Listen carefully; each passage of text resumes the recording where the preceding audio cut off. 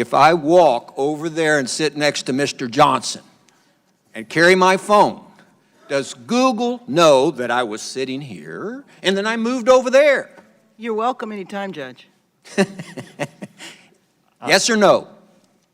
I genuinely don't know without knowing I'm what shocked you services. don't know. Do you or do you not collect identifiers like name, age, and address? Yes or no? If you're creating an account, yes, and using an account, yes. Yes. Specific search histories when person types something into a search bar. If you have search history turned on, yes. Device identifiers like IP address or IMEI. Depending on the situation, we could be collecting it, yes. GPS signals, Wi-Fi signals, Bluetooth beacons. You know, would depend on the specifics, but there may be situations, yes. GPS, yes. Yes, if you have And location. voice and conversations when using Google Voice products. We give an option to turn on or off, and But if a person didn't know it, voice and conversations when using Google Voice products. Yes. we only record when they initiated with OK Google and then say the terms after. Contents of emails and Google documents. We store the data, but we don't read or look at your Gmail. But you have access to them. As a company, we have access to them, yes. So you could. Saying you don't or don't. I'm not asking do you or don't. I'm saying you could, though there is a possibility. We have clear established policies on how we would do that data. And their privacy policies, speaking of that, has changed 28 times, including 8 times since January 2016.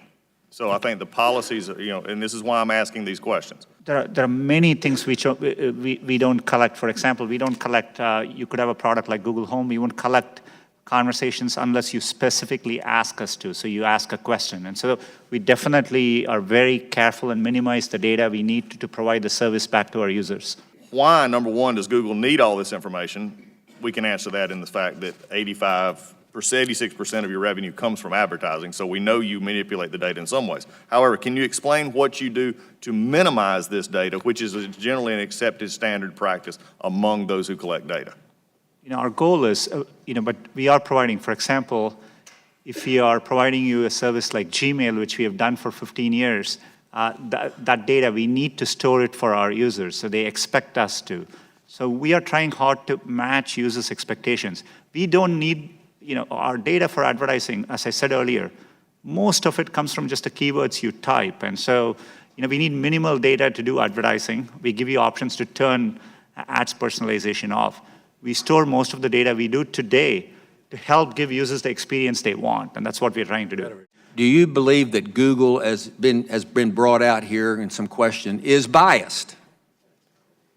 Congressman, it's really important to me that we approach our work in an unbiased Do you believe that Google is biased? It's either yes or no. No, not in our approach. How do you explain this apparent bias on Google's part against conservative points of view, against conservative policies? Is it just the algorithm, or is there more happening there? Congressman, I understand the frustration at seeing negative news, and I see it on me. On Google, there are times you can search on Google, and page after page there's negative news which we reflect. But what is important here is we use a robust methodology to reflect what is being said about any given topic at any particular time. And we try to do it objectively using a set of rubrics. It is in our interest to make sure we reflect what's happening out there in the best objective manner possible. This weekend, I was on MSNBC 4 times, and yet the first thing that comes up is the Daily Caller, not exactly a liberal, but I guess well-known group. Then Roll Call, then Breitbart News, then the Memphis Business Journal, then Breitbart News, then Breitbart. So it looks like you are overly using conservative news organizations on your news. And I'd like you to look into the overuse of conservative news organizations to put on liberal people's news on Google. And if you'd let me know about that, I'd appreciate it. We do get concerns across both sides of the aisle. I can assure you we do this in a neutral way.